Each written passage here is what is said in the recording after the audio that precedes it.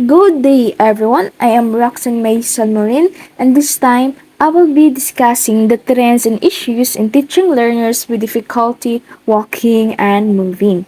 This chapter discusses the current trends and issues in teaching learners with difficulty walking and moving. Among the topics presented include how teachers believe attitudes and values towards inclusion of learners with physical disability. It is important in the successful implementation of the inclusive education program. The belief, attitudes, and values of teachers and school staff in shaping how they teach and respond to learners with physical disabilities. It emphasizes that the development and innovation of education for these learners necessitate a corresponding change in teachers' belief and attitudes. Teachers' belief and attitudes are influenced by various factors including personal experiences, environment of the school, community, and culture. First, we have personal experiences. So, teachers' personal experiences play a significant role in shaping their belief and attitudes. So these experiences can include their own educational journey, interactions with the students and colleagues, and professional development opportunities.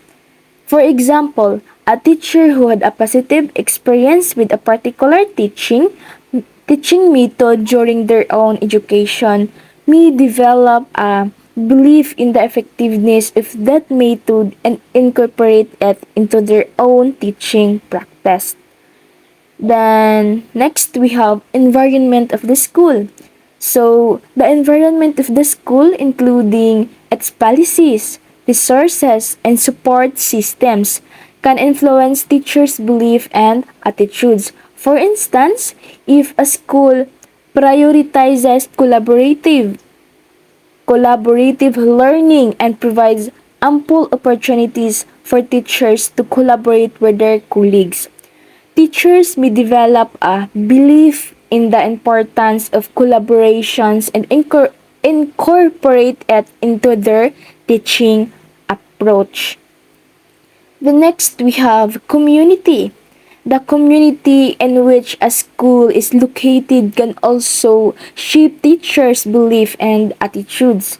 The values, norms, and expectation of the community can influence how teachers perceive their role and responsibilities. For example, in a community that places a strong emphasis on academic achievement, so teachers may develop a belief in the importance of rigorous instruction and high expectation for students. The next we have culture. So teachers' belief and attitudes are also influenced by the broader cultural context in which they live and work. Cultural belief about education, teaching, and learning can shape a teacher's approach to their practice. For instance, in a culture that values rote memorization, a teacher may prioritize memorization-based activities in their classroom. The inclusion of children with physical disabilities in educational settings is guided by the principles of locational integration, social integration, and academic integration. So these principles aim to provide equal opportunities and access to education for all children, regardless of their physical abilities. So now let's discuss each principle. First, we have locational integration. Locational integration refers to placing children with physical disabilities on the same site as their peers while keeping them separate. So this can involve having separate classrooms or designated spaces within the same school premises. For example, a school may have a specialized classroom equipped with assistive technology and accessibility features for students with physical disabilities, while still being located in the same school building as other classroom. The next we have social integration. Social integration involves mixing children with physical disabilities with their peers during social times such as meal times, recess, or extracurricular activities. These allow for social interactions in the development of relationships between children with and without disabilities. For instance, during lunch breaks, students with physical disabilities may join their peers in the cafeteria and engage in conversation and activities together. The next we have academic integration. In academic integration refers to placing children with physical disabilities in the same classes as their peers, allowing them to participate in the same educational curriculum. This promotes inclusive learning environments where all students can learn together and benefit from each other's strengths and experiences. For example, a student with a physical disability may attend regular classes alongside their peers and receive necessary accommodation and support to fully participate in the learning activities. The development of inclusion has put into action the following principles. First, we have all children attend the school to which they would go if they had no disabilities. So, this principle emphasizes that children with disabilities should have the right to attend their neighborhood school or the school they would attend if they did not have a disability. It promotes the idea that educational opportunities should be inclusive and available to all students.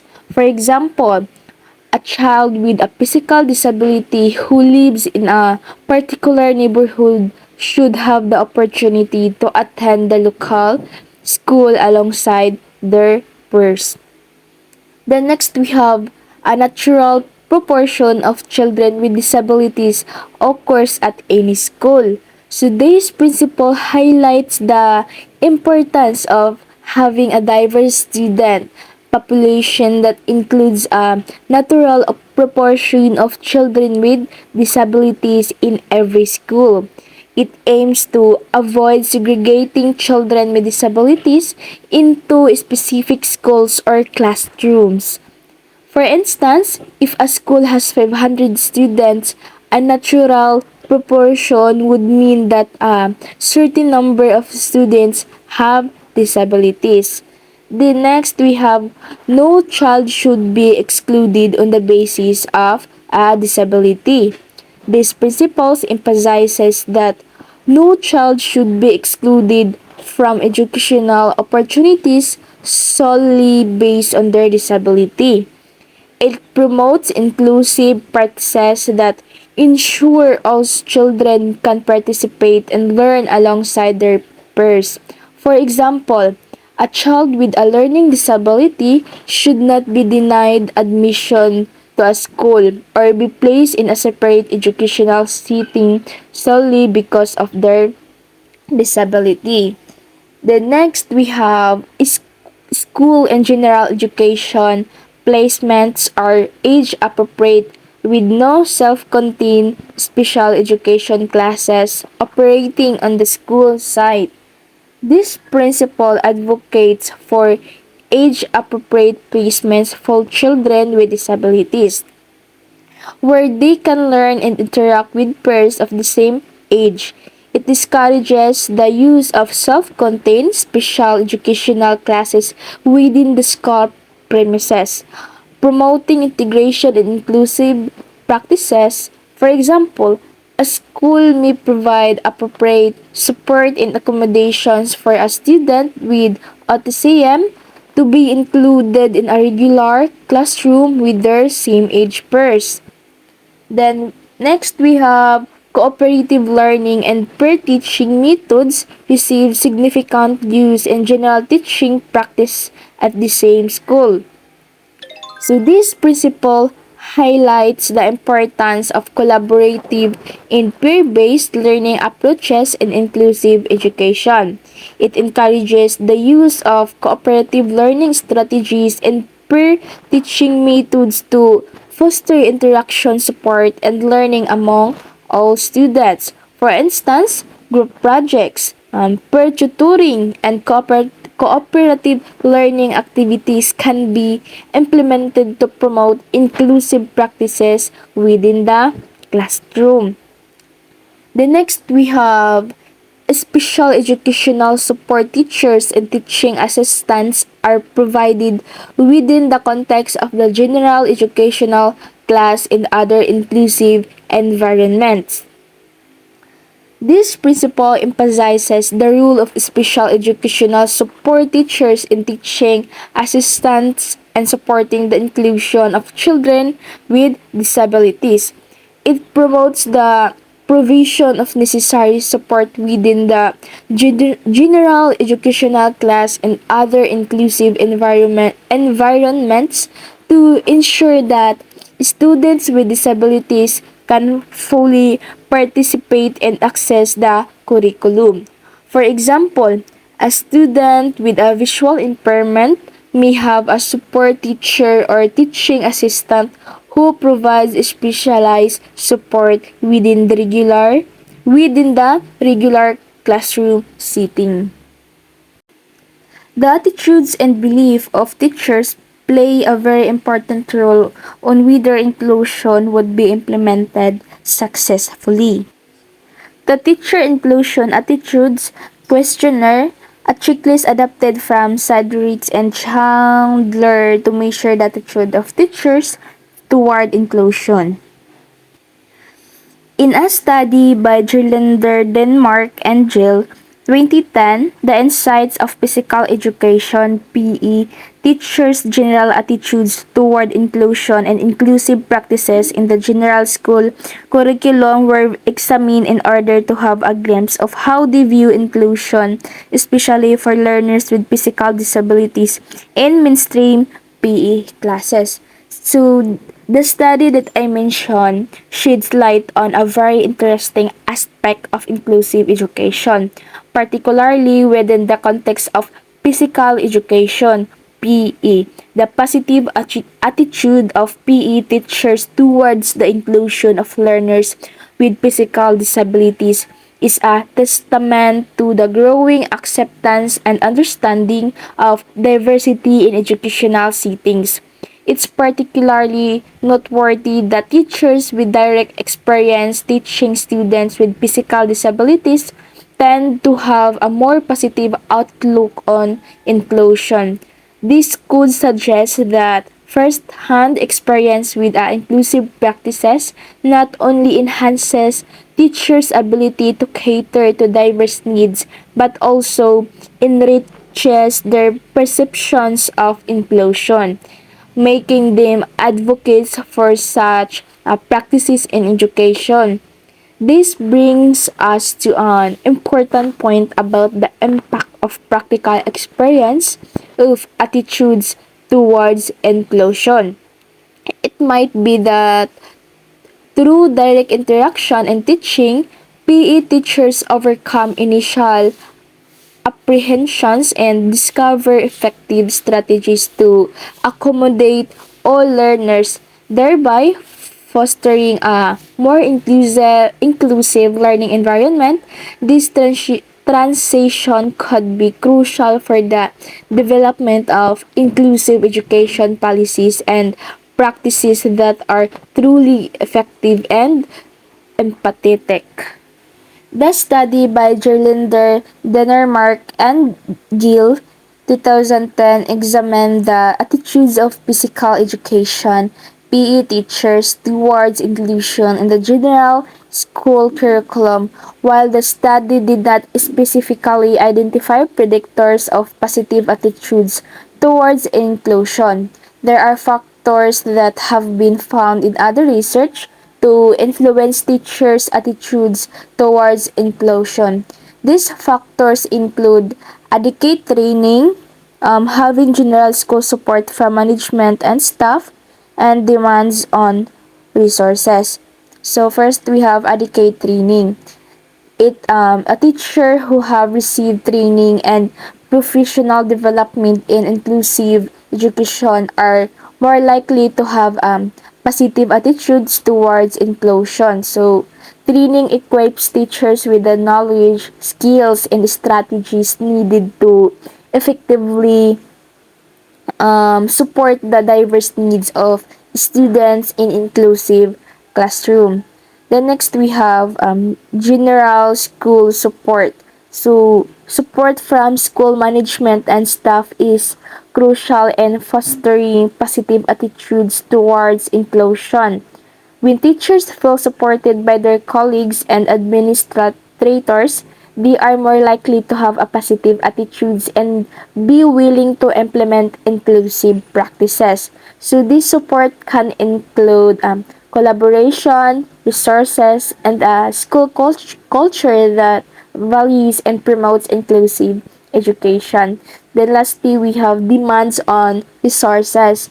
The availability of resources and support services can impact teachers' attitudes towards inclusion. So teachers may have a concern about the adequacy of resources such as assistive technology, specialized materials, or additional personnel to effectively meet the needs of students with disabilities and inclusive settings. When resources are limited, it can create challenges and affect teachers' attitudes towards inclusion. Parents' experience of enabling participation of their children with physical disability. The goal of inclusive education is to enable the participation of learners with disabilities, gifts, and talents not only in school but in the wider context of home and community. And parents play a very important role in it too. A study by Pelskor and colleague 2016 looked at the role of parents in terms of their participation in various contexts including school, home, and community. The, the study conducted by Piscor and colleague 2016 explored the role of parents enabling the participation of their children with physical disabilities in various contexts including school, home, and the community. The findings of the study shed light on the concerns, experiences, and needs of the parents in supporting their children participation in inclusive education. There are parents' major concerns include systems, laws, and regulations. So concern related to system laws and regulations, parents express concerns about the complex system laws and regulations that can impact their child's participation. They highlighted the need of clear and accessible information about their rights and available support services. Parents may face challenges in the navigating the bureaucratic processes and advocating for their child's needs within this system. Then next we have experiences and thoughts about the physical social environment. So the parents discuss the importance of the physical and social environment in facilitating their child's participation. So they express concerns about the accessibility of physical spaces such as schools and community facilities, and the need for inclusive design and accommodations. So parents also highlighted the importance of social inclusion, including acceptance, understanding, and support from peers, teachers, and the broader community. Then next we have experiences and feelings of finding and enabling an activity. So parents share their experiences and feelings related to finding and enabling activities for their child. So they express frustration and disappointment when faced with limited opportunities for their child leisure and recreational activities. Parents emphasize the importance of providing a range of inclusive activities that cater to their child's interests and abilities. These results imply that inclusive education goes beyond the school in that parents must be encouraged to increase their involvement when it comes to inclusive education of their children with disabilities. Promoting positive social interactions between children with and without physical disabilities and school. Although inclusive education intends to integrate and promote social interactions between children with and without disabilities, children with disabilities may still feel socially isolated. In order to address the Tavares 2011 design a program called Kids Are Kids, which intends to develop a positive impact on attitudes of children toward learners with physical disabilities and thus promote social inclusion. The following figure summarizes the program. Kids Arcades program. First, we have program design and flexibility. So, the Kids Arcades program is designed to be flexible and cater to the individual needs of each child. It is intended for children in grades 1 to 8 who are experiencing difficulties in their school environment. Next, we have selection and sharing of information. The target child with a physical disability is chosen based on input from the parent, child, and teacher. The program starts with a sharing session where classmates discuss what they know about the learner with a disability, focusing on their strengths and abilities. So this helps to create a positive image of the students with a disability among their peers. Next, discussion of commonalities and similarities. Slides with statements such as children are similar in some ways. So all children want to have friends and children with disabilities can do all sort of things are presented to the class. So the classmates are encouraged to share their thoughts and engage in a discussion about these statements. The goal is to help the class realize that they have more similarities than differences with their classmate with a disability. Next, we have video presentation.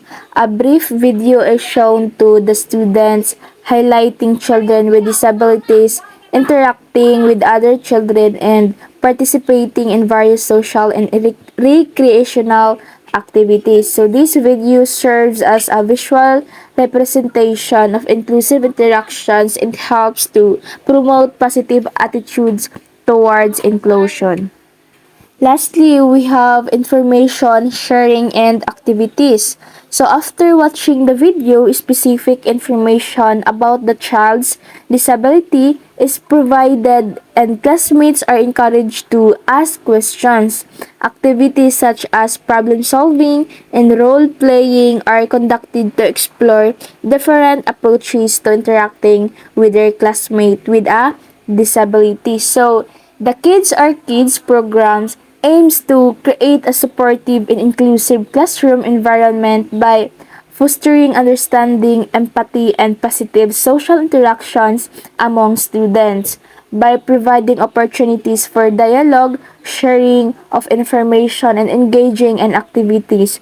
So the program seeks to promote social inclusion and reduce social isolation for children with physical disabilities. It is important to note that the effectiveness of the program may vary depending on the implementation, the specific needs of the students, and the support systems in place. Ongoing evaluation and collaboration between educators, parents, and students are essential to ensure the success of such programs and promoting positive social interactions and inclusive attitudes. That's all for today, and thank you for listening.